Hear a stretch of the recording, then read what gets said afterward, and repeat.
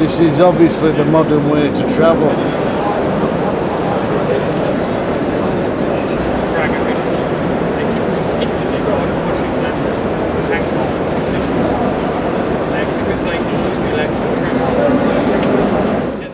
Well, obviously you've got to have your foot at the foot throttle setting that you want, and then push it in. But it's a damn sight easier to push that in than it is to try and tweak 100 RPM on the hand throttle. Shove it in there.